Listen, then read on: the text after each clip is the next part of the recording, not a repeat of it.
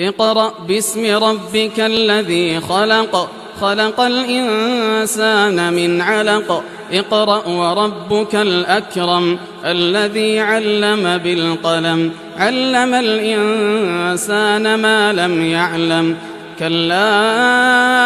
إن الإنسان ليطغى أن رآه استغنى إن إلى ربك الرجعى أرأيت الذي ينهى عبدا إذا صلى أرأيت إن كان على الهدى أو أمر بالتقوى أرأيت إن كذب وتولى ألم يعلم بأن الله يرى كلا لئن لم ينته لنسفعا بالناصية ناصية كاذبة خاطئة